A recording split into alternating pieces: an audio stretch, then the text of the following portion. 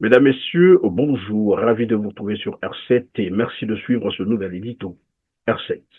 Le Congo-Brazzaville, un peuple livré aux mains d'un cartel. Incarné par Denis Sassou Nguesso, la misère et la souffrance ont atteint leur comble au Congo-Brazzaville. C'est désormais une cocotte minute qui peut s'exploser à n'importe quel moment, car tout le monde le sait, ou presque. Un peuple qui n'a plus rien à perdre devient une bombe à retardement.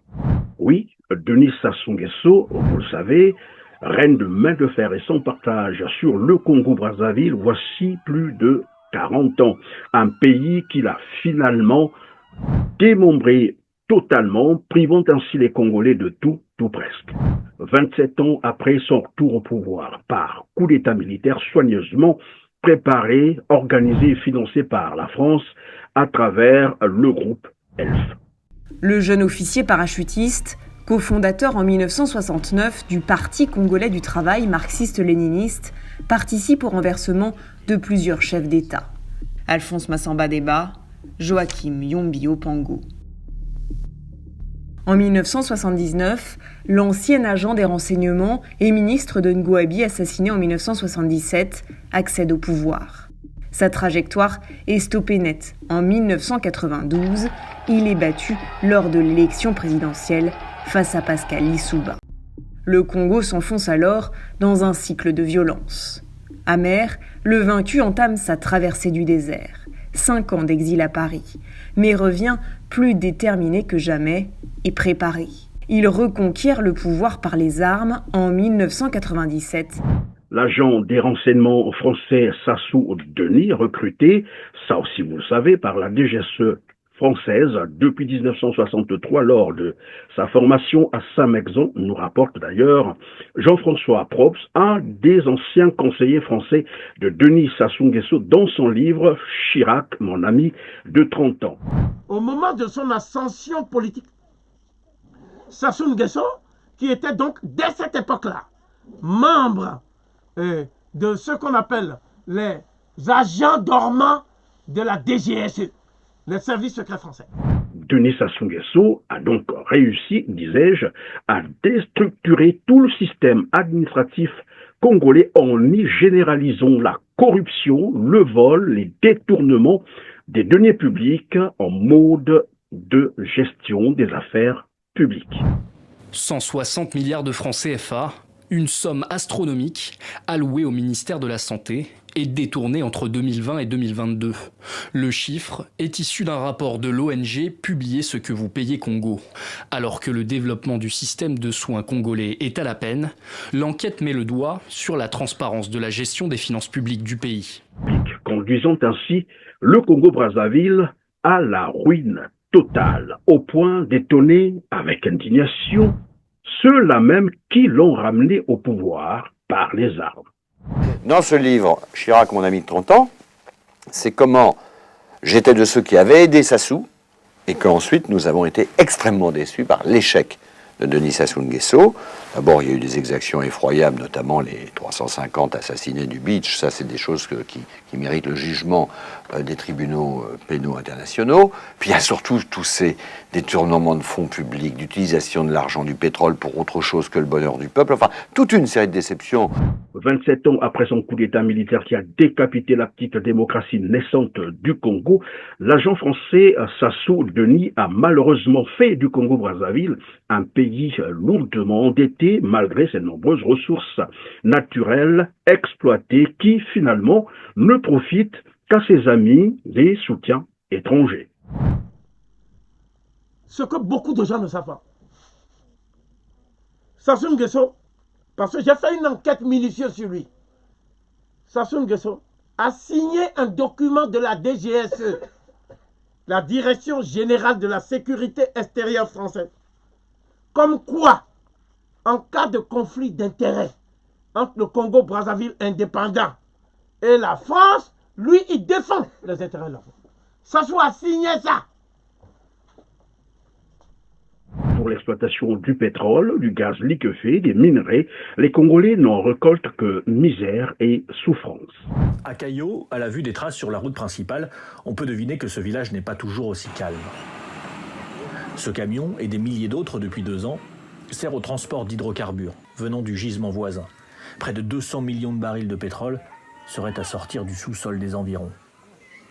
C'est l'endroit où vit Jean, une petite maison devant la route, et sur le sol il aperçoit très souvent, comme ce matin, des traces bien connues, celles du pétrole de l'entreprise Wingwa.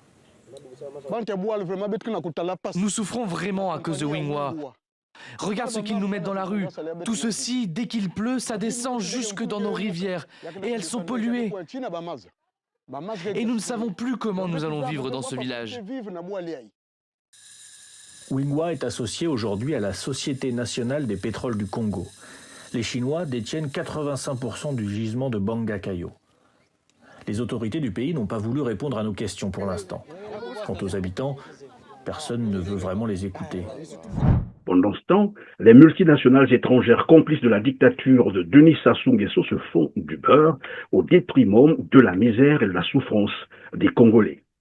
Total Energy continue à investir au Congo, plus de 600 millions de dollars en 2024, non seulement sur ce puits d'exploration, mais également pour maintenir la production du champ géant de Moho-Bilando, Moho Nord. Donc des bonnes nouvelles, Total Energy continue à être très actif au Congo, et donc je voulais partager ces nouvelles avec le président Sassou. S'ajoute à cela une gestion contestée. Le pays s'est endetté avec des préfinancements pétroliers. Un préfinancement pétrolier, ça veut dire que le Congo va pouvoir emprunter de l'argent à une banque contre une somme qui équivaut à des barils de pétrole qui n'ont pas encore été extraits. Des montages qui ont arrangé et arrangent toujours fortement les compagnies comme Elf, devenues Total. Dans le cadre des Paradise Papers en 2018, on découvre comment Total a même aidé le Congo à berner le FMI au moyen de montages offshore. En janvier 2020, l'ONG Global Witness, qui a étudié les comptes et contrats pétroliers jusque-là dissimulés, révèle d'apparentes pratiques commerciales abusives utilisées par les compagnies pétrolières étrangères et des millions de dollars de fonds manquants. Le Congo-Brazzaville, contrairement à ce que le régime Sassou Nguesso et ses affidés veulent faire comprendre aux Congolais et à l'opinion internationale, n'est pas un pays pauvre, mais un pays très très riche, appauvri et sauvagement endetté par le régime totalitaire de Denis Sassou Nguesso qui a instauré, pour ne pas me répéter, le vol, le crime, la corruption et les détournements de deniers publics comme mode de gouvernance. Au cœur de cette enquête du quotidien français Libération, un homme, Lucien Ebata, et Orion Oil, la société de négoce pétrolier qu'il dirige. Orion Oil est un partenaire privilégié de la SNPC, la Société nationale des pétroles du Congo, dont elle revendrait aujourd'hui environ 10 millions de barils par an. Les douanes françaises enquêtent sur Lucien Ebata et ses activités depuis 2012. Et selon elle, Orion Oil ne serait rien d'autre qu'une société écran chargée de prélever des revenus sur le commerce du pétrole congolais et de les redistribuer, notamment aux membres du clan du président Sassou Nguesso. Dans le clan Sassou, il y a les filles. Claudia, députée et conseillère en communication. Judith Sandrine, à l'Agence pour la promotion des investissements. Julienne, soupçonnée d'orchestrer les affaires pétrolières. Stella, la mère de Kintélé. Et puis les cousins et neveux comme Edgar à la tête du domaine présidentiel ou Wilfried qui dirige la société congolaise de transport maritime. Mais aussi les membres de son ethnie qui parsèment l'organigramme du régime. Denis Christel, le fils cadet, est celui dont le nom est le plus souvent associé aux dérives du clan. Administrateur général de l'unique raffinerie du pays, la Coraf, il est critiqué pour sa mauvaise gouvernance et on lui prête un appétit certain pour les dépenses extravagantes et les circuits financiers offshore. En 2019, l'ONG britannique Global Witness révélait comment celui qu'on surnomme Kiki le pétrolier aurait détourné 50 millions de dollars des caisses de l'État. Un an avant, une enquête de la justice helvétique évoquait des dizaines de millions de dollars de pots de vin octroyés par la société de négoce Gunvor, ayant servi à rémunérer Denis Christel Sassou Nguesso et son père. Vous conviendrez avec moi que c'est une situation tout à fait inédite pour un pays comme le Congo-Brazzaville, très très riche en ressources naturelles et exploitées, mais avec une population très très pauvre, je dis bien des plus pauvres de la planète, condamnés à la misère. Sassou Nguesso a suffisamment démontré qu'il déteste les Congolais, cédant ainsi tous les secteurs économiques du pays à ses amis étrangers. 27 ans après son retour au pouvoir par coup d'État militaire, le régime totalitaire de Brazzaville incarné par Denis Sassou Nguesso est désormais pied au mur. Nous devons, pour cela, prendre des mesures courageuses si nous voulons apporter des solutions adéquates aux problèmes affectant les grands services publics comme l'éducation, la santé, la sécurité sociale, l'électricité, l'eau, les transports et les voiries urbaines qui demeurent aujourd'hui des soucis quotidiens pour nos compatriotes. Des mouvements sociaux sont observés dans tous les secteurs de la fonction publique, dans le transport par exemple, avec la grève des agents de la STPU depuis des mois jusqu'aujourd'hui, l'éducation avec le risque bien sûr d'une année blanche encourue par l'université Maringouabi. Le spectre de la grève à l'université Maringouabi plane depuis le 11 juin dernier. Pour preuve, ici à l'école normale supérieure ENES, la cour filmée le 24 juin est quasi déserte. Même décor triste observé à la faculté des lettres, arts et sciences humaines, Flash. Les enseignants attendent les salaires des 3 derniers mois impayés. Le gouvernement est conscient de cette situation sociale, mais peine à résoudre ce problème évoqué à l'hémicycle du Sénat. Tout ceci s'explique par une insuffisance de la trésorerie de l'État. Nous tenons à sortir notre pays de la dette pour recouvrer nos marges budgétaires. Les raisons du chef du gouvernement données aux sénateurs ne rencontrent pas l'assentiment des grévistes de la première université publique. Et est-ce qu'il peut se mettre un peu à la place des travailleurs qu'on met dehors, les logeurs ont mis dehors, et la banque qui prend des échéanciers chaque fois? Si nous sommes rentrés en grève, ce n'est pas du tout un jeu, c'est du sérieux. Et donc, qu'ils ne viennent pas dire qu'il n'y a pas d'argent. S'il n'y a pas d'argent, nous avons un gouvernement d'au moins 39 membres. S'il n'y a pas d'argent, on commencerait par là. Mettez un gouvernement de 10 membres. Comme ça, on fait des économies. On réduit déjà cette charge-là. Donc si le train de vie de l'État continue à être normal, qu'on ne vienne pas nous dire qu'il n'y a pas d'argent. La santé avec la grève du personnel soignant du CHU, le seul centre hospitalier universitaire de Brazzaville, où des malades ont été renvoyés chez eux. Face à ce que l'on peut qualifier aujourd'hui la non-assistance à un peuple en danger, le gouvernement Makosso tente de relativiser. Alors vous évoquez la grève du CHU qui s'étend et qui dure depuis de longues semaines, et vous avez parfaitement raison. Le gouvernement, dans le cadre de la préservation du climat social, privilégie le dialogue et la négociation avec les représentants des agents, avec les représentants syndicaux. C'est le credo sur lequel nous travaillons. Et là, ça prend le temps que ça prend. Un gouvernement, dirait-on, d'irresponsable. On parle ici de la santé de tout un peuple qui est menacé. Curieusement, cela ne semble pas inquiéter le gouvernement Makosso. Et ça peut se comprendre, puisque tous les ministres, députés, sénateurs, directeurs généraux, maires, préfets, etc., se font soigner à l'étranger. Le bas peuple peut crever.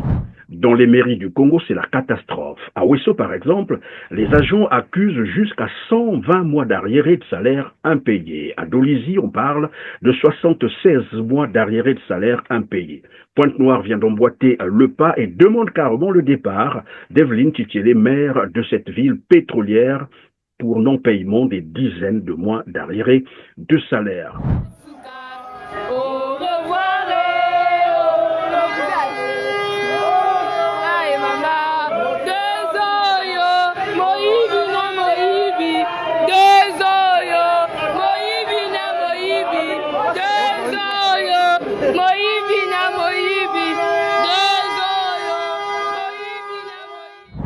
Cette ville qui pourvoit pourtant plus de 80% de l'économie congolaise. C'est dans cette ville que le pétrole est exploité avec une façade maritime, mais une ville curieusement plongée dans une insalubrité notoire. L'observation rigoureuse de la plupart des rivières qui quadrillent la ville mettent en évidence des décors qui prouvent la précarité de nos quartiers populaires. En effet, l'absence de la gestion rationnelle de nos voiries urbaines et le manque d'assainissement de notre cadre de vie poussent les citoyens à transformer les lits des rivières en poubelles. Ceci au vu et au su des pouvoirs publics. D'ailleurs, même les services d'hygiène sont installés dans des environnements insalubres. Le traitement des cours d'eau de la ville, comme le cas de Madoukoutsekele à Brazzaville, est du ressort des services municipaux. Comment envisager une ville propre quand les lits des rivières ne sont pas régulièrement faucardés? Les inondations des parcelles riveraines procèdent de cette triste réalité. Avec un réseau routier des plus délabrés d'Afrique.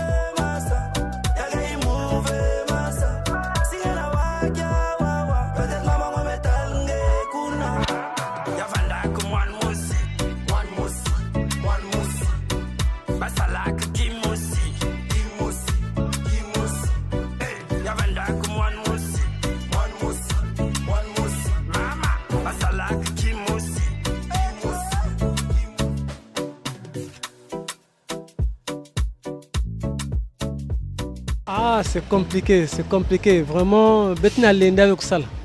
Parce que banzil me gaspiller tellement trop. Donc ça nous met en difficulté, surtout nous les transporteurs, vraiment c'est compliqué. L'état de route c'est déplorable. Actuellement, c'est ce que nous constatons. Nous avons des sérieuses difficultés, nous avons des sérieux problèmes. On n'arrive pas à atteindre d'un bout à l'autre. Vous-même, vous voyez comment les voies deviennent impraticables. On ne sait pas le pourquoi. Jusqu'à présent, on est un peu dubitatif et on ne sait plus qu'est-ce qu'il faut dire. C'est comme nous vivons dans une nation là où on n'a plus de mairie, il n'y a plus des autorités. On ne sait plus qu'est-ce qu'il faut dire.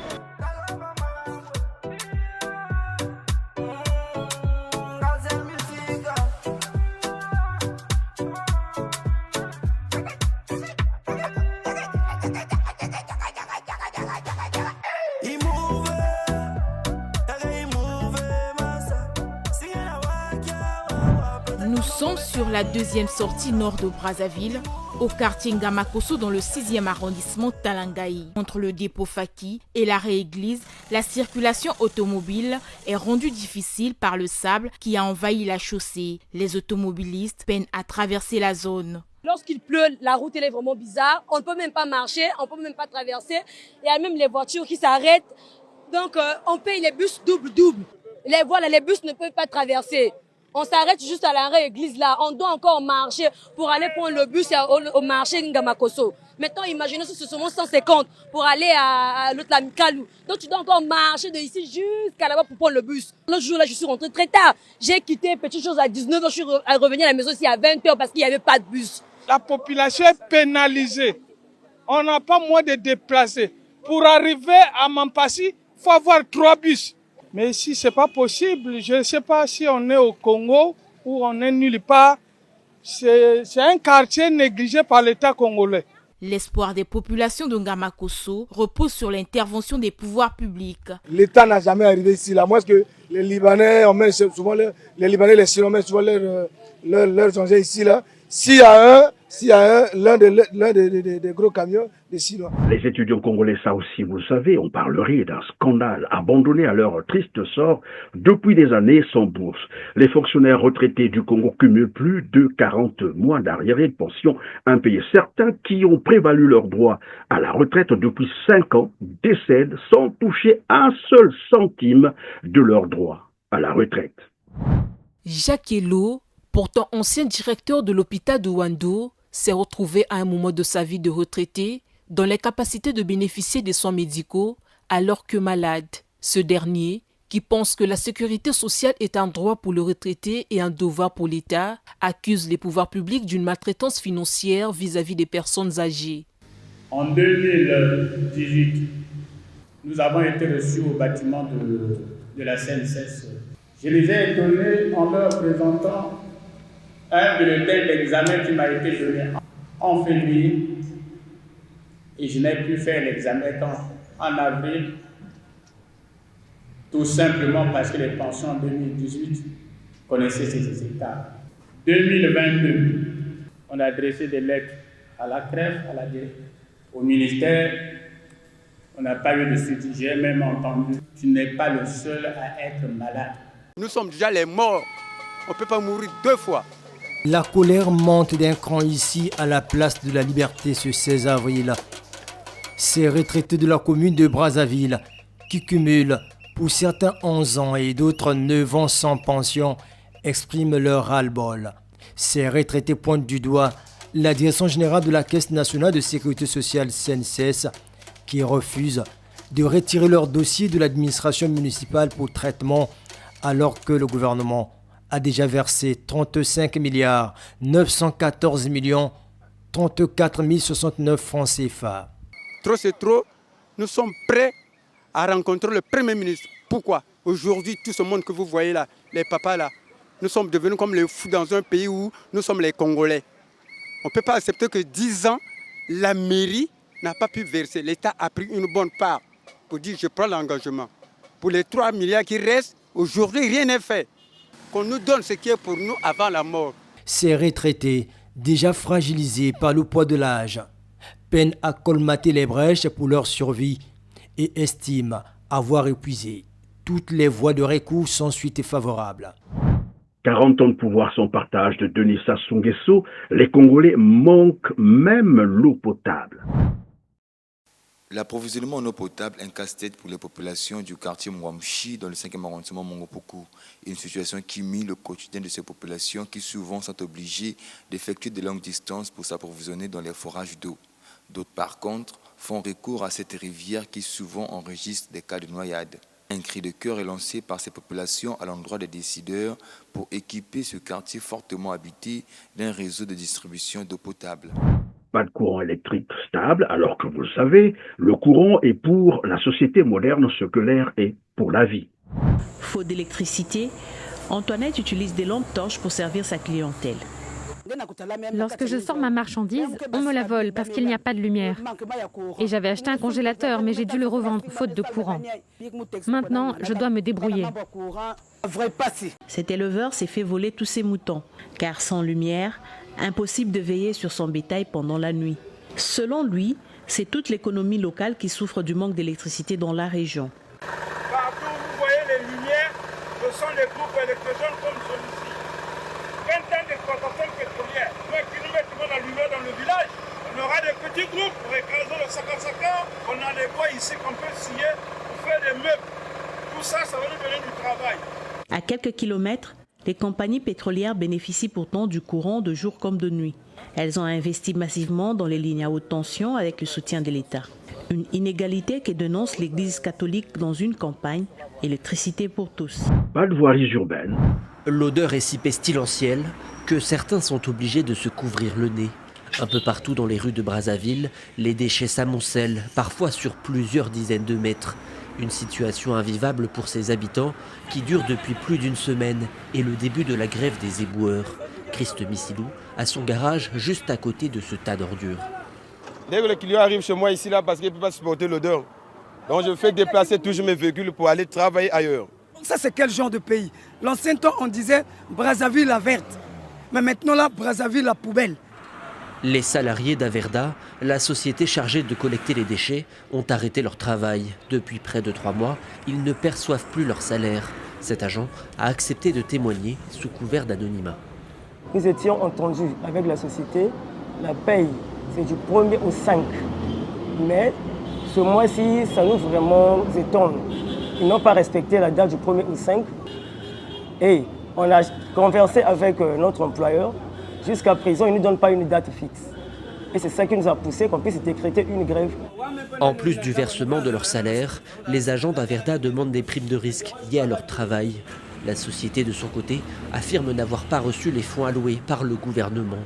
En attendant une solution, les habitants de Brazzaville subissent cette situation dangereuse d'un point de vue sanitaire. Les ordures ménagères à ciel ouvert peuvent les exposer à diverses maladies pulmonaires.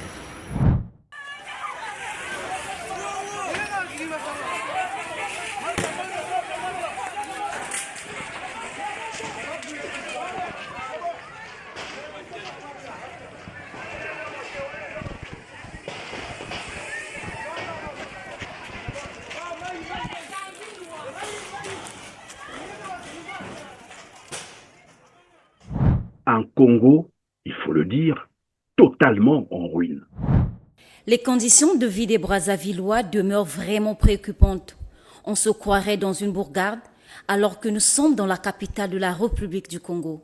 La configuration des habitations n'a pas beaucoup changé dans les quartiers populaires depuis les indépendances. De Makelekele à Bakongo, en passant par Mongali Poto jusqu'à Wenze et Talangai, la plupart des toilettes sont encore des petits endroits entourés des tôles ou des enclos en briques avec une fosse parfois bordée de ciment ou disposant simplement d'une marche en bois. Sans chasse d'eau ni dispositif d'hygiène, les quelques habitations modernes où les conditions d'hygiène sont réunies ne peuvent pas justifier la situation de certains quartiers. Il suffit de jeter un regard critique et profond dans les millions de logements pour comprendre le risque court des familles entières en s'exposant aux maladies graves. Les Brazzavillois manquent presque de tout, même l'eau devient une denrée rare. Olga Nsanga est un exemple type des familles en situation de précarité. Elle a 50 ans, elle a 7 enfants. Olga souffrirait d'une maladie cardiaque. Pour vivre, elle doit vendre du manioc, aucune assistance sociale, aucune subvention étatique. La vie de Olga et ses 7 enfants est un véritable supplice. J'ai tenté de faire plusieurs activités sans succès. Il me fallait donc opter pour la fabrication et la vente du manioc. L'essentiel pour moi, c'était de subvenir aux besoins de ma famille. Quand je me suis rendue à l'hôpital pour la première fois, la première question que le médecin m'a posée, « Avez-vous de l'argent ?» Je n'en avais pas. Je l'ai rassuré que je pouvais emprunter. Mes modestes économies m'ont autrefois permis de me faire soigner. Mais actuellement, n'ayant plus grand-chose, j'ai décidé d'arrêter le traitement et de m'en remettre totalement à Dieu. C'est dans ce contexte malheureusement que Denis Sassou Nguesso prépare un nouveau passage en force pour 2026, certainement confiant de sa milice qu'il a renforcée par des mercenaires. Si l'on y prend garde, le Congo-Brazzaville, croyez-moi, se dirige vers une situation dramatique. Probablement avec la complaisance de la France qui a toujours fermé les yeux devant les crimes contre l'humanité commis par Denis Sassou Nguesso. Rappelons aussi que de nombreuses affaires troubles d'ingérence française ont émaillé l'histoire du Congo-Brazzaville. Souvenez-vous des massacres du 20 octobre 2015 avec le blanc-seing que lui avait accordé François Hollande. Sur le Congo, le président Sassou peut consulter son peuple, ça fait partie de son droit, et le peuple doit répondre. Ensuite, une fois que le peuple aura été consulté, ça vaut d'ailleurs pour tous les chefs d'État de la planète, il faut toujours veiller à rassembler et à respecter et à apaiser. François Hollande savait que Denis Sassou Nguesso était frappé d'inéligibilité pour avoir accumulé ses 2 mandats présidentiels prescrits par sa propre constitution taillée sur mesure du 20 janvier 2002, conformément à l'article 57. Le président de la République est élu pour un mandat de 7 ans au suffrage universel et rééligible une seule fois. Mais aussi par l'âge conformément à l'article 58. Nul ne peut être candidat aux fonctions de président de la République s'il n'est âgé de 40 ans au moins et de 70 ans au plus à la date du dépôt de sa candidature. Et mieux, la Constitution du 20 janvier 2002 excluait toute tentative ou toute révision de la forme républicaine, le caractère laïque de l'État, le nombre de mandats du président de la République, ainsi que les droits énoncés au titre 1 et 2 de cette Constitution. C'est l'article 185. Automne 2015, printemps 2016. Le Congo est secoué par des manifestations contre un 3e mandat du président Denis Sassou Nguesso. L'opposition manifeste contre le référendum visant à modifier la Constitution et son résultat, puis contre la réélection du chef de l'État en mars 2016. Des rassemblements réprimés dans la violence un peu partout dans le pays, comme à Nkayi le 14 mai 2016. Ce jour-là, un jeune homme de 22 ans, Jodel Vumbi, rentre chez lui à pied. 8 ans plus tard, on le retrouve à son domicile. Allongé sur le ventre à même le sol, Jodel est devenu infirme. Touché par balle à la colonne vertébrale, il ne peut plus marcher et vit couché, à la charge de sa famille, sans suivi médical adéquat. J'avais des projets, j'étais en terminale, je faisais mon bac, j'avais mon projet donc. Et un jour, tous ces projets-là est remis en question. Au début, tu es en colère, tu te dis pourquoi moi, tout et tout, et puis le temps passe, tu te dis bon, c'est arrivé, donc je dois vivre ainsi. Et je vis comme ça. Une réalité extrêmement difficile à vivre pour le jeune homme et pour son père, Joël Vumbi. Responsable local de la campagne du général Jean-Marie Michel Mokoko, candidat malheureux à la présidentielle de 2016, il est aujourd'hui à la retraite. On le retrouve à la projection d'un documentaire sur les victimes du référendum de 2015 organisé dans la ville. C'est un devoir pour moi d'être là, pour venir revendiquer justice pour toutes les victimes de cette crise politico-militaire, il faut l'appeler comme ça. C'est un long processus parti de 2015 jusqu'en 2016, jusqu'en 2017. Cela fait 6 ans que l'ONG, le Centre d'action pour le développement, se déplace à travers le pays pour sensibiliser sur les événements des années 2015 à 2017 et réclamer justice. À ce jour, le nombre exact de victimes civiles reste inconnu. Les autorités font état de 4 morts et 10 blessés par balle, dont 3 membres des forces de l'ordre. La société civile, elle, parle d'une 60aine de morts et plusieurs blessés graves. Aucune enquête n'a été menée en dépit des demandes répétées des organisations de défense des droits humains. On ne cherche que la justice et la réparation. Des Congolais sont morts, des Congolais ont été blessés, des Congolais ont été emprisonnés, ont perdu des biens de valeur. Et il est de la responsabilité d'un État de rendre justice à ses citoyens lorsque l'État a été fautif. Manifester n'est jamais un crime. En 2018, l'État congolais s'était engagé auprès de l'ONU à mettre en place une commission d'enquête indépendante. Une promesse qui reste à ce jour non tenue. Contacté par nos soins, le ministère de la Communication a déclaré ne pas se souvenir d'un tel engagement pris par les autorités.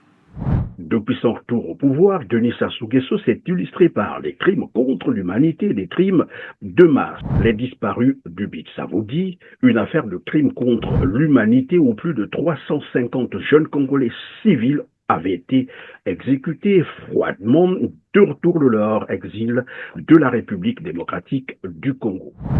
Je rappelle les faits.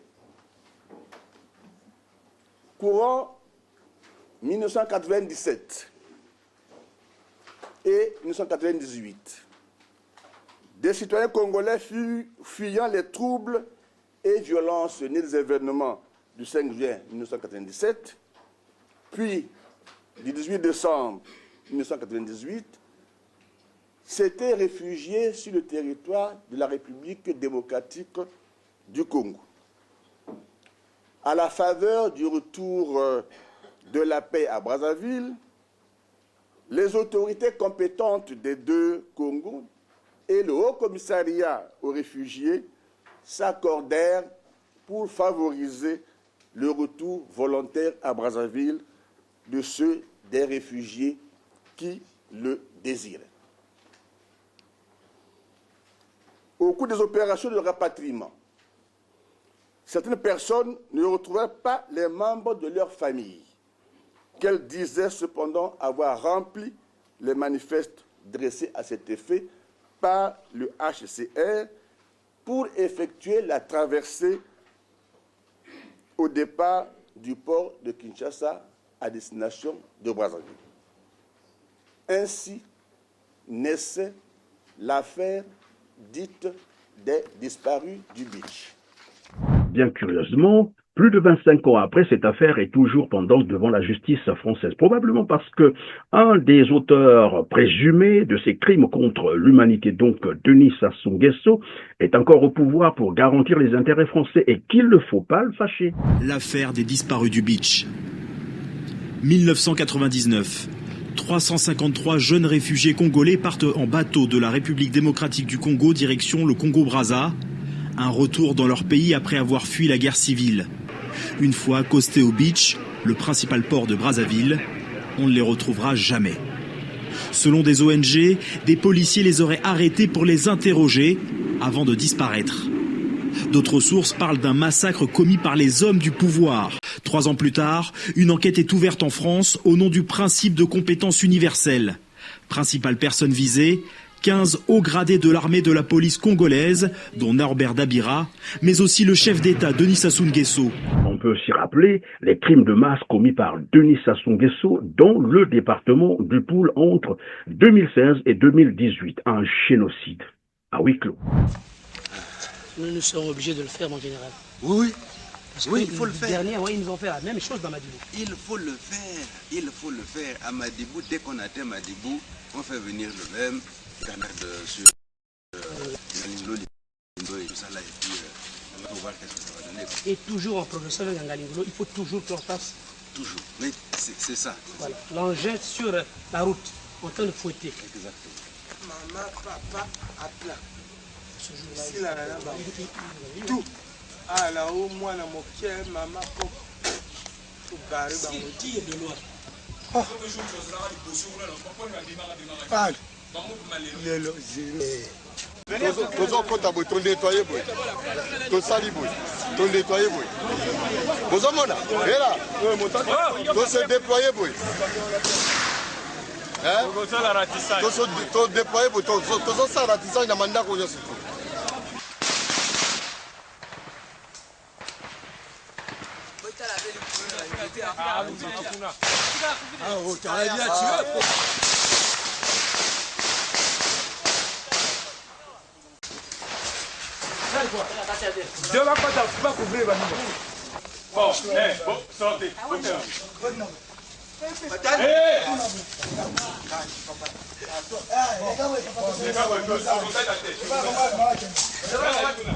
Nous sommes ici pour protéger notre pouvoir.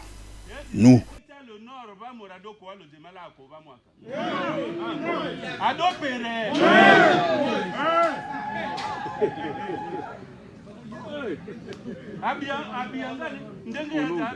Lorsque nous avons brûlé le département du Poul, on ne nous a rien fait.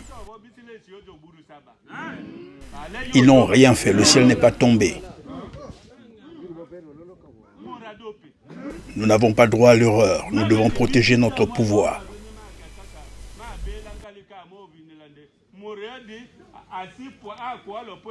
C'est la souffrance ici, telle que vous me voyez là. C'est tout ce qui me reste maintenant. J'ai 70 ans. Jusqu'à l'heure où nous sommes en train d'échanger avec vous, nous vivons dans la forêt. Certains d'entre nous sont malades. Nous vivons comme des poulets, comme des chiens, une vie de misère.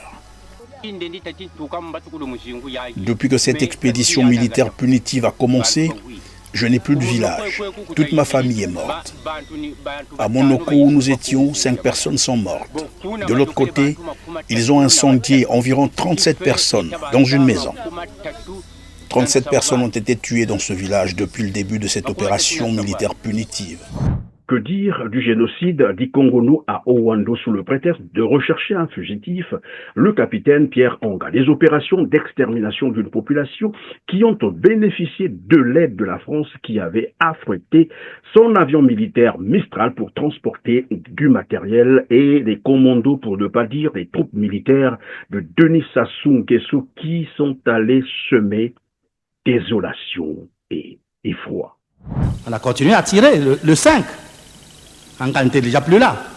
Donc on ne peut pas me dire ici que c'était pour rechercher Anga. Tout comme on ne peut pas dire on est allé à Ikongono parce que pour qui connaît Ikongono, Anga était à pied. Ikongono est à peu près à 35 km de Owando. Pour quelqu'un qui est à pied, qui va en pleine brousse, Anga ne devait pas mettre en se cachant moins de 2 jours pour atteindre son maquis. Donc on ne me dira pas que le jour d'après, on était à Ikongolo, on a évacué la population. Donc je dis, encore une fois, qu'on a tiré sur la population, et le lendemain, quand il a s'agi de rechercher les armes, on a cassé les maisons, on a tout cassé à l'intérieur, on a pillé. Ça aussi, ça s'est passé. Un autre crime de masse, ce sont des dizaines de jeunes Congolais qui avaient été enfermés dans un conteneur pendant des dizaines de jours à Madingu en 1999, transportés de nuit cagoulés en direction de la voie de Kingwembo, village situé à plus de 20 km de Madingu. Des jeunes qui, depuis là, portés disparus. On n'en parle pas assez.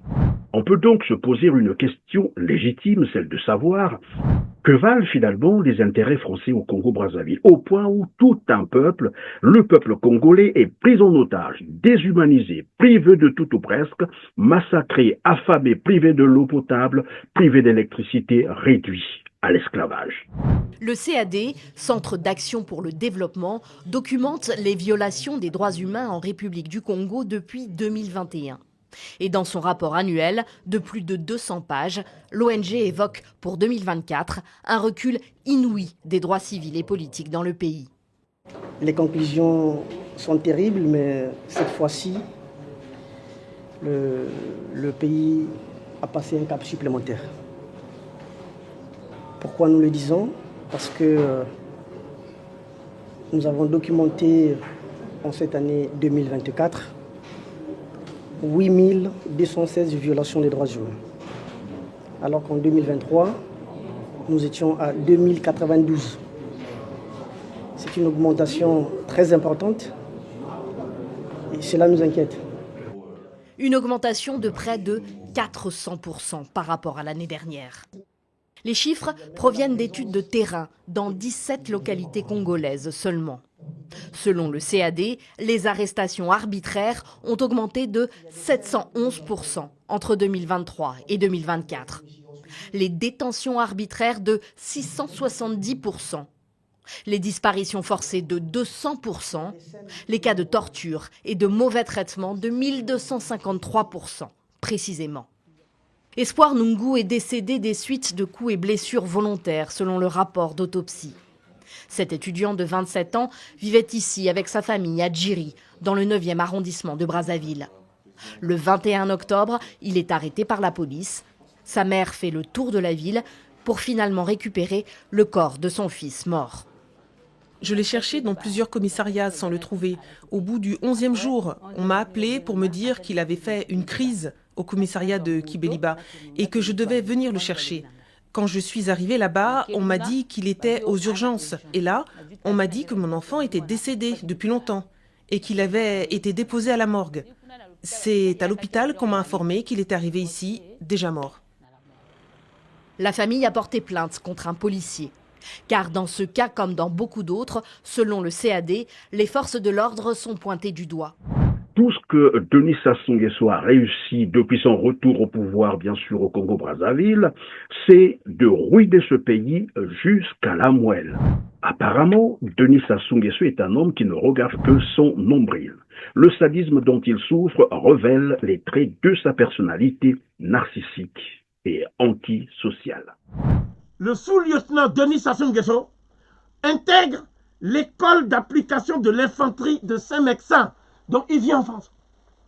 Et quand il vient en France, il est instruit par un militaire qui est lui-même un ancien tortionnaire en Indochine.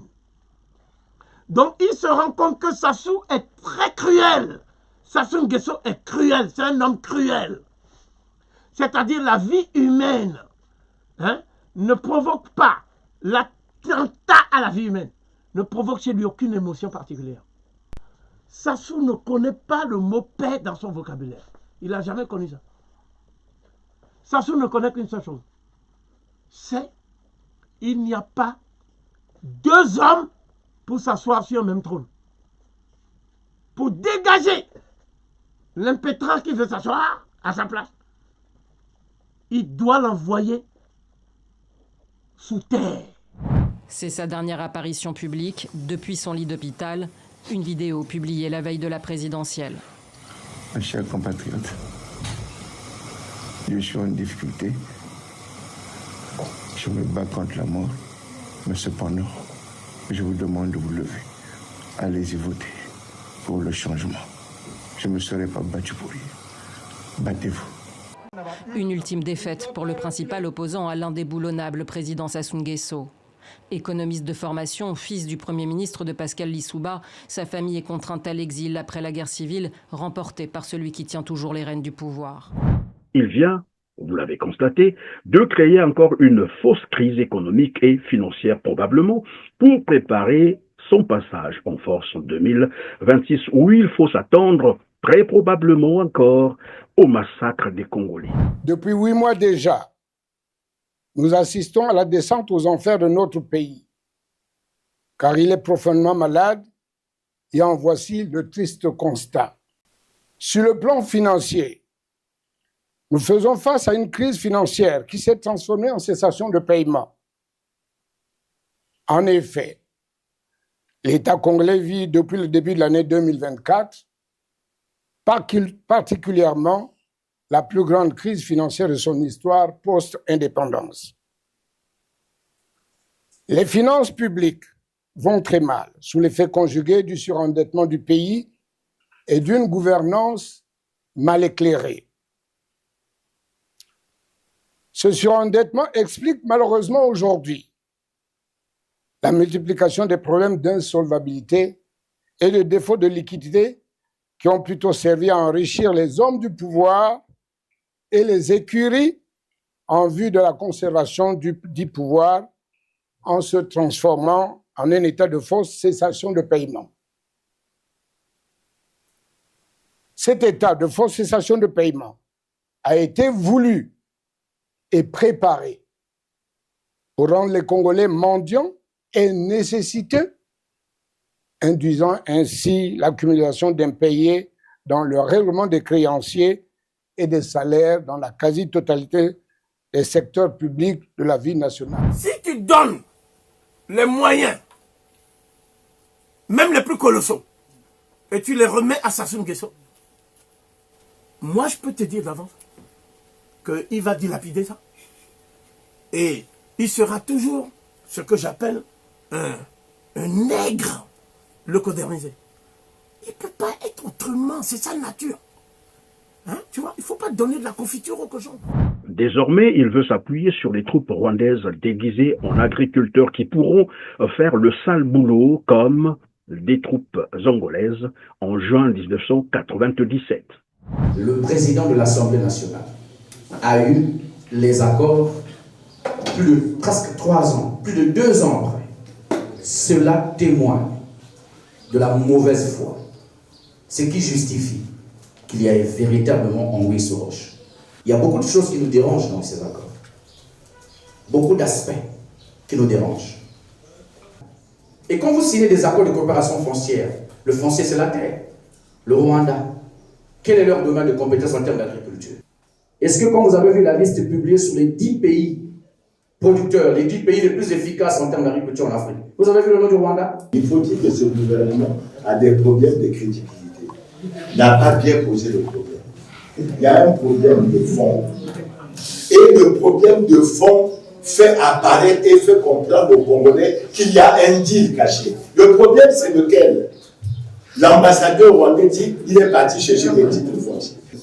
Après ça, nous voyons une vidéo qui circule. C'est les Rwandais qui disent que mission s'est rendue au Congo et a visité 2 terrains d'une superficie cumulée de 980 km². Sur les crimes économiques et financiers, les Congolais réclament le rapatriement de 14 000 milliards de francs CFA, soit 26 milliards de dollars américains du fonds de garantie des générations futures volés et planqués dans les paradis fiscaux par les membres du clan Sassou Nguesso. Où va l'argent des générations futures? Je vais poser les 3 questions, une question et une réponse. Où va l'argent des générations futures? Si les des générations futures, c'est qu'il est pour les générations futures et gardé pour cela. Et on ne va pas donné à cette demoiselle, non? Il existe une réserve aujourd'hui pour ces générations futures, Monsieur le Président? Mais c'est l'objet, non, du projet. Réserve pour les générations futures, oui. Rebondissement sur l'affaire des 14 000 milliards destinés aux générations futures. L'Observatoire congolais des droits de l'homme et le Mouvement pour la culture citoyenne, sous le label de la Coalition citoyenne contre les crimes économiques et financiers, crient au détournement et au pillage de cette somme enregistrée pendant la période d'embellie financière qu'avait connue le pays. Les organisations de la société civile lancent de ce fait des poursuites judiciaires avec en perspective une plainte contre X pour détournement et pillage présumé au tribunal de grandes instances de Brazzaville. Cette plainte est la réponse raisonnable de nos organisations à l'interpellation adressée à la société civile congolaise en vertu de sa capacité juridique à rester en justice, suivant les termes de la pétition citoyenne en circulation au Congo et à travers le monde, pour exiger des poursuites judiciaires contre les crimes économiques et financiers. Somme affectée au compte de stabilisation domicilié à la Banque des États de l'Afrique centrale, dont l'ouverture a été annoncée le 12 août 2006 par le président de la République du Congo, devant le Parlement réuni en congrès. Cette recette est due aux excédents budgétaires suite à la hausse des prix du baril de l'or noir à cette époque. Selon les autorités congolaises, une partie de cet argent aurait servi de maintenir les équilibres financiers en phase avec le fonctionnement et les réalisations du gouvernement. Il s'est également de signaler que l'audit annuel de ce compte de stabilisation que le chef de l'État avait promis en 2006 et que devrait effectuer chaque année la Cour des comptes et de discipline budgétaire n'a jamais été réalisé. S'il s'avère que ces fonds affectés au compte de stabilisation ont été effectivement détournés ou fait l'objet de pillage, cela léserait manifestement les citoyens que nous sommes et impacterait davantage nos conditions de vie et en particulier celles de nos enfants qui, pour la plupart, étudient dans des conditions inappropriées et celles de nos étudiants qui peinent à recevoir leur bourse depuis plusieurs années ou encore celles de nos concitoyens qui manquent de soins de santé faute de structures d'accueil adéquates. Cette plainte, qui s'inscrit dans le cadre du contrôle citoyen de l'action publique que devrait exercer la société civile, est la toute première d'une série que l'OCDH et le MCC, au nom de la Coalition citoyenne contre les crimes économiques et financiers, déposeront au cours des semaines à venir. Il faut également relever que Denis Sassou Nguesso a perçu plus de 150 000 milliards de francs CFA, soit 250 milliards de dollars américains de revenus pétroliers entre 2001 et 2022. De quoi faire du Congo-Brazzaville un véritable paradis sur terre, hélas. C'est plutôt un Congo en ruine qu'il laisse aux Congolais.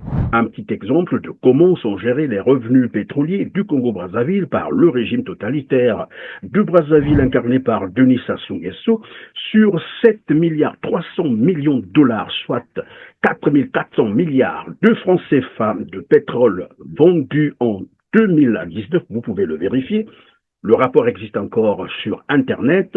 Moins de 8%, je dis bien moins de 8%, soit 361 milliards de francs CFA seulement ont été versés au trésor public. Je vous ai dit, ces éléments, vous pouvez les vérifier. Ils existent encore sur Internet. C'est le rapport de l'Initiative pour la transparence dans l'industrie extractive, ITUE. 2019. Le quotidien Libération n'avait-il pas titré en de ses articles « Congo-Brazzaville, l'élite politique fonctionne comme une mafia ». Évidemment, à observer le régime totalitaire de Brazzaville incarné par Denis Sassou Nguesso, on se rend bien compte qu'il incarne une véritable mafia qui joue sur la peur des Congolais pour s'emparer de toutes les richesses de ce pays. Dolisie, dans le sud du Congo, à une centaine de kilomètres de Pointe-Noire. Ce militant de la société civile vient constater ce qu'il ne sait que trop bien. Le bois coupé dans la région continue de sortir du pays en grumes, c'est-à-dire sous forme de troncs quasiment bruts, débarrassés de ses seules branches. Une pratique pourtant interdite par le code forestier congolais.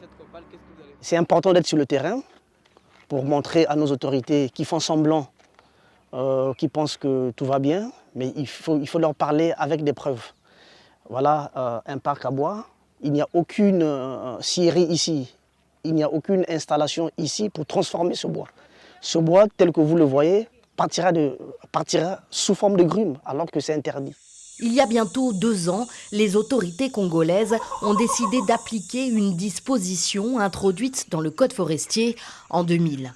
À partir du 1er janvier 2023, le ministère de l'économie forestière interdit l'exportation de produits bois en grumes. Seuls les produits semi-finis ou finis pourront être vendus à l'étranger. Et pourtant, ce matin-là, au port autonome de Pointe-Noire, c'est à un balai de grumiers, ces camions qui transportent des grumes, auxquels on assiste. Du bois qui est exporté tel quel vers la Chine, selon des témoins. Contacté, le directeur du port n'a pas donné suite. Selon l'ITIE, une organisation internationale basée en Norvège et à laquelle la République du Congo appartient, en 2023, l'exploitation des grumes a baissé de 16,2% dans le nord du pays. Mais elle a augmenté de 13% dans le sud. Comme dans la région de la Sangha, où ces images ont été tournées discrètement, car la police aux frontières ne souhaite pas de publicité. À Dam, plus d'une quinzaine de grumiers quittent le Congo tous les jours pour déposer leur cargaison au Cameroun voisin. Pendant 5 ans, cet homme a fait ce trajet quotidiennement pour le compte d'une société chinoise très implantée dans la région. Il témoigne anonymement par peur de représailles. C'est eux qui exploitent le bois et les grumes. Il y a des abatteurs qui sont là en forêt, qui sont en train de couper le bois, parfois au moins 20 pieds par jour. Donc pendant toute une année, c'est plusieurs pieds. Et quand je travaillais là-bas, je ne peux pas compter. Sauf qu'il y a beaucoup de grimés qui passaient, qui transportaient le bois pour aller au Cameroun. C'est plusieurs. C'est les grimés qui traversent la frontière. Le ministère de l'économie forestière n'a pas réagi à nos demandes d'interview. Des sources officieuses qui y travaillent expliquent que certaines entreprises ont obtenu des dérogations et un délai donc quant à l'application de la loi. Ce pays qui compte désormais à peine 6 millions d'habitants, dont 70% des Congolais vivent au-dessus du seuil de pauvreté à moins $1, soit à moins de 600 francs CFA par jour, une précarité absolue, un chômage endémique des jeunes. Plus de 60% des jeunes Congolais en âge de travailler, soit près de 3 millions de jeunes, sur une population de 6 millions d'habitants sans emploi. Un pays totalement ruiné, un réseau routier délabré, le chemin de fer Congo-Océan en état comateux. Toits défectueux, murs fissurés, insalubrité et autres, c'est l'image peu luisante que reflète la gare centrale de Pointe-Noire qui jadis attirait plus d'un visiteur. Cette bâtisse coloniale, qui représente aujourd'hui un monument historique de la ville, tombe en ruine au jour le jour, sous l'œil impuissant des pouvoirs publics. Aujourd'hui, là, on ne comprend pas qu'est-ce qui ne va pas au Congo. Là où vous voyez que non, l'administration, la torture est foutue. Il faut arranger. Mais pourquoi il faut attendre le midi à 14h? Il faut parler. Pour arranger ça, ça ne prend pas du temps. Et putain, ça ne demande pas beaucoup de choses là. Arranger la torture, ça demande quoi là? Ça ne demande pas quelque chose, ça ne demande pas au nom des milliards ou quoi là?